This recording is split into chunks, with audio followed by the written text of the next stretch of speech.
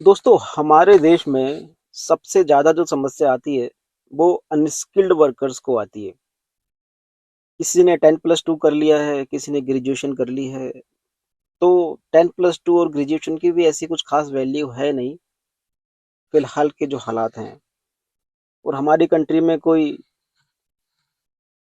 Steel fixer, shuttering carpenter, plumber, welder, इस तरीके की जो स्किल जॉब्स होती हैं मोस्टली लोग ग्रेजुएट कर लेते हैं, 10+2 भी कर लेते हैं, तो इन जॉब्स को लोग करना नहीं चाहते, पता नहीं क्यों। तो अनस्किल्ड लोग जो हमारी कंट्री में, इंडिया में जो लोग एक्सपेक्ट करते हैं सैलरीज, वो एक्सपेक्ट करते हैं ग्रेजुएशन करने के बाद में ऑलमोस्ट क्या कहीं 30-40 हज़ार की जॉब मिल जाए, कहीं 20 हज़ार की जॉब मिल जाए। गवर्नमेंट की जो बेसिक सैलरी है उसके हिसाब से भी वहाँ पर जॉब्स नहीं मिल पाती। आप एक अनस्किल्ड जॉब भी करते हो तो गवर्नमेंट की जो बेसिक सैलरी है अभी 2026 मई में जो गवर्नमेंट की सैलरी अनाउंस हुई है आई थिंक 20 हज़ार है। लेकिन मुझे नहीं लगता कोई कंपनी इतना देती होगी अनस्किल्ड वर्कर्स को।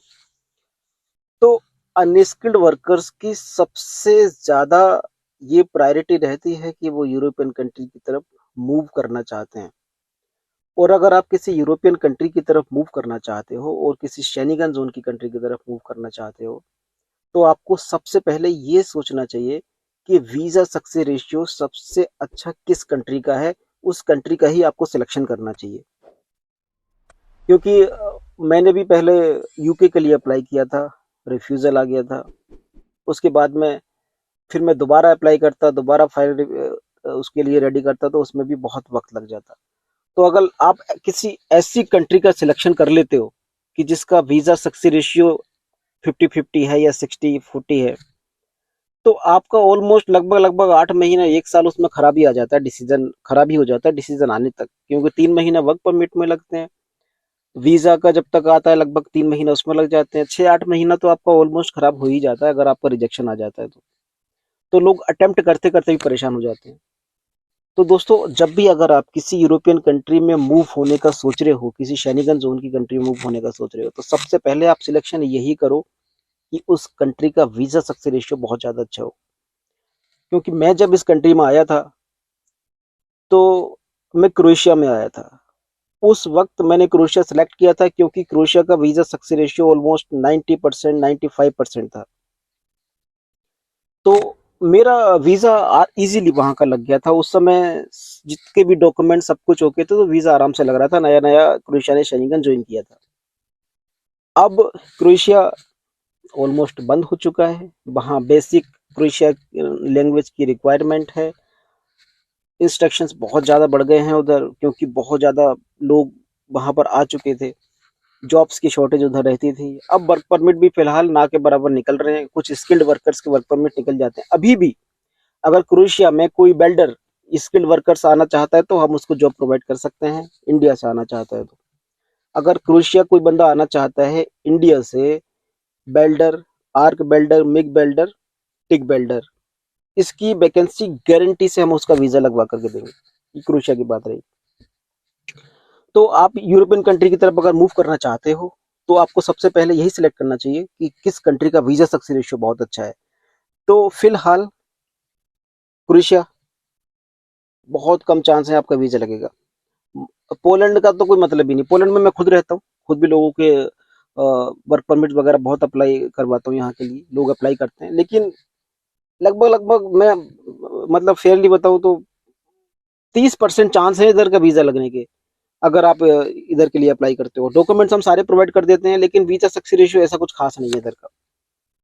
ठीक है, ये ड्रीम कंट्री है अनस्किल्ड वर्कर्स के लिए। पोलैंड तो ड्रीम कंट्री है, लेकिन फिलहाल वीजा सक्सेस रेशियो बढ़ेगा क्योंकि किसी भी शेंगन जोन की कंट्री के लोगों की फिलहाल यहाँ पर लीगल वे में कोई एंट्री नहीं है। ठीक है, कोई बंदा अगर आपको जो ऑलरेडी शेंगन जोन में रह रहे हैं, अगर कोई बंदा आपको इस तरीके के ऑफर्स दे रहा है कि मैं रेस्पॉन्सिबिलिटी लेता हूँ सब कुछ इधर काम करने की, तो आप फंस जाओगे 100% इधर आकर के। टीआरसी आपकी नहीं बनेगी। और अब तो इधर सब कुछ ऑनलाइन हो गया है, MOS2 इधर लॉन्च हो चुका है सिस्टम, उसके अकॉर्डिंग सब कुछ ऑनलाइन ही होगा। आपका रिजेक्शन लगभग लगभग आ ही जाएगा अगर आप किसी के बहकावे में आ रहे हो कि मैं स्टूडेंट स्टेटस पर टीआरसी बनवा दूंगा या ये करवा दूंगा वो करवा दूंगा। नहीं, बहरहाल बात चल रही थी अगर कोई इंडिया से इधर यूरोपियन कंट्री मूव होना चाहता है, तो हम आपको अच्छा ऑप्शन बता रहे हैं, रोमानिया, बुल्गारिया। ठीक है, नया शेनिगन ज्वाइन किया है, यहाँ के ऑप्शंस अच्छे हैं, ऑलमोस्ट लोगों का वीजा लग जाता है। अपॉइंटमेंट में कभी इधर उधर रहता है, उसमें से बुल्गारिया में हम अभी भी हायरिंग करवा रहे हैं। मेरी वीडियोस कम आ पाती हैं क्योंकि पहले क्या था, मैं हायरिंग बहुत ज़्यादा करवाता था, तो उस समय पोलैंड ओपन था। पोलैंड ओपन था, मेरा कोई बंदा क्रोएशिया में आया, माल्टा में आया, वो बंदा वहाँ स्टक हो गया, वहाँ फंस गया, या उसको कोई दिक्कत आ रही, तो मैं उसको पोलैंड में मूव करवा लिया करता था। अब वो ऑप्शन नहीं है। अब हम वही काम करवाते हैं जहाँ 100% श्योरिटी है कि बंदा जाएगा, एयरपोर्ट पिकअप होगा, उसका टीआरसी बनेगा और उसको वो जॉब मिलेगी। 100% श्योरिटी जहाँ पर है वहीं पर हम काम करते हैं, जहाँ पर हमें श्योरिटी नहीं है वहाँ पर हम काम नहीं करते। ठीक है, क्योंकि ऑलमोस्ट यार इतना खर्चा बंदा लगा करके आता है, वहाँ एयरपोर्ट पे कोई आपको पिक ना करे, आपको नौकरी ना मिले, कोई टीआरसी ना बने, कोई आपको मेंटली टॉर्चर कर रहा है, ये समस्याएं बहुत होती थी। जो लोग भी थोड़ा बहुत जानते होंगे इधर के बारे में वो मेरी बात से सहमत होंगे। क्रोएशिया का ही मेरे साथ में ज़्यादा अनुभव रहा है इन चीज़ों के बारे में, और आसपास के कई कंट्री से इधर लोग आते हैं। तो दोस्तों बुल्गारिया का ऑप्शन हमारे पास में है, अगर आप आना चाहते हो तो बुल्गारिया में फ़िलहाल जो हम हायरिंग करा रहे हैं अनस्किल्ड लोगों के लिए, फूड डिलीवरी में आप आ सकते हो। सैलरी लगभग उसमें फूड डिलीवरी में देखो, यहाँ पर जितने भी काम होते हैं कोई एजेंट्स आपको ये बताते नहीं, कुछ लोग कहते हैं फिक्स सैलरी है 800 यूरो, 1000 यूरो, नहीं होती। ठीक है, फूड डिलीवरी में कहीं पर भी फिक्स सैलरी नहीं होती। आप इधर आओगे तो परसेंटेज पर आप काम करोगे, जितने ऑर्डर आप लोगे, जितना आप डिलीवरी करोगे, उतने ज़्यादा आपको इनकम ऑफ सोर्स आपका बढ़ जाता है इधर। ठीक है, तो लगभग एक एवरेज में बताऊं, आप 700-800 यूरो इधर आकर के आप सेव कर सकते हो बुल्गारिया में as a food delivery. Unskilled workers के लिए इधर एंट्री हो जाए वही मायने रखता है। उसके बाद जैसे जैसे आप लोग यहाँ पर टाइम अपना स्पेंड करते हो तो लोग खुद ही अपने रिलेशन बना लेते हैं, उससे बेहतर जॉब खुद ही सिलेक्ट कर लेते हैं। और आप अगर किसी बड़ी कंट्री का सोच रहे हो, Netherland, Germany, Denmark, Belgium, Norway, France, इस तरह की बड़ी कंट्री का, और उधर से वीजा नहीं लग पा रहा है, तो भी मैं आपको स्टेप बताऊं, आप किसी छोटी कंट्री में एंट्री कीजिए और फिर प्लानिंग करिए। जो पैसा आप लगा करके आए हैं उसके रिकवर होने के साथ साथ में आप प्लानिंग करिए कि आप किसी बड़ी कंट्री की तरफ मूव हो सकें। आते ही नहीं कि आते ही उस कंट्री की टीआरसी मिली और भाग गए किसी कंट्री में। बहरहाल जो आप लगा कर आए हैं उसको रिकवर करिए, उसके बाद में किसी दूसरी बड़ी कंट्री की प्लानिंग करिए। तो दोस्तों बुल्गारिया का हमारे पास में 100% गारंटी की श्योरिटी है कि आपका वीजा लगेगा। ठीक है, फूड डिलीवरी में फिलहाल हम हायरिंग करवा रहे हैं, और स्किल्ड वर्कर्स की तो अभी भी कोई समस्या नहीं है। ठीक है, स्किल्ड वर्कर्स की रेट्स भी कम होते हैं, और स्किल्ड वर्कर्स जो मैं आपको बता रहा हूँ, shuttering carpenter, steel fixer, plumber, mason, tile mason, उसके अलावा कौन सी जो होती हैं, बेल्डर्स तो होते ही होते हैं। इस तरीके की जॉब्स यहाँ पर बहुत रहती हैं, उनका वीजा सक्सेस रेशियो अच्छा रहता है, सारी कंट्रीज का नहीं, वो भी मैं रोमानिया बुल्गारिया का बता रहा हूँ। उसके अलावा स्लोवाकिया, लिथुआनिया, हंगरी, चेक रिपब्लिक, माल्टा, बहुत सारी कंट्रीज हैं जिनके वीजा सक्सेस रेशियो लगभग ठीक ठाक हैं, लेकिन उतने अच्छे रेशियोज अभी भी नहीं है जैसा उस समय में हम लोग क्रोएशिया में आए थे। तो क्रोएशिया में लगभग लगभग सबका वीजा लग जाता था। अब परमिट्स निकल नहीं रहे हैं क्रोएशिया के, थोड़े बहुत निकलते होंगे किसी के। तो दोस्तों बुल्गारिया आपके लिए बेस्ट ऑप्शन है, हम बुल्गारिया में हायरिंग करवा रहे हैं। अगर आप बुल्गारिया आना चाहते हो, यूरोपियन कंट्री में एंट्री करना चाहते हो इंडिया से, तो आप मुझसे कांटेक्ट कर सकते हो। ये नंबर मैंने आपका नीचे अपना लगा रखा है, आप मुझे कॉल कर सकते हो। व्हाट्सएप पर वॉइस मैसेज आप भेज दो तो ज़्यादा बेहतर है, क्योंकि मैं कॉल अक्सर पिक नहीं कर पाता हूँ। वॉइस रिकॉर्डिंग से जब भी मुझे वक्त मिलेगा आपकी वॉइस रिकॉर्डिंग सुन करके मैं अपना टाइम निकाल करके आपका कॉल बैक करूंगा, और जो भी मेरे पास में जॉब की डिटेल्स हैं वो आपके साथ में मैं पूरी शेयर करूंगा।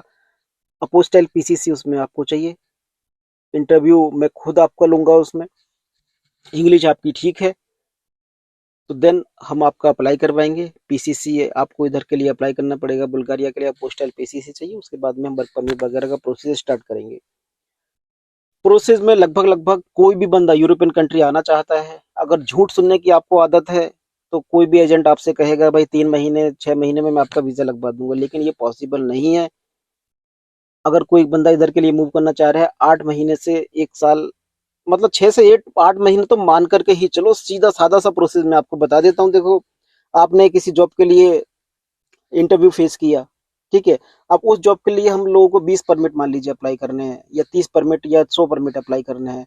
एक बंदे का आज इंटरव्यू हो गया तो आज ही तो परमिट उसका अप्लाई होगा नहीं। ठीक है। आप अपना पीसीसी बनवाएंगे, ऑलमोस्ट कहीं 1 महीना, कहीं 20 दिन, कहीं 2 महीना पीसीसी में लग जाते हैं। 2 महीना, 1 महीना, वो आप मान करके चलिए।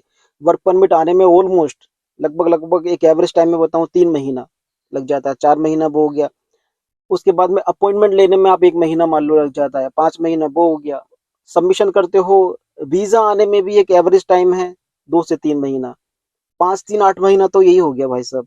तो आपको अगर शॉर्टकट कोई आपको बता रहा है 3 महीने में करवा दूंगा, 6 महीने में, बिल्कुल पॉसिबल नहीं है। यूरोप आ रहे हो तो आप मेंटेलिटी अपनी बना करके रखो। 8 महीना, 6 महीना, 8 महीना, 1 साल लगभग लगभग लग ही जाता है। हम खुद यहाँ पर आए थे, क्रोएशिया का लगभग 95% वीजा सक्सेस रेशियो था। उसके बाद मुझे 10 महीने लग गए थे वीजा आने में। ठीक है। तो इधर आप आना चाहते हो तो मुझसे कांटेक्ट कर सकते हो। आज के लिए फिलहाल इतना ही।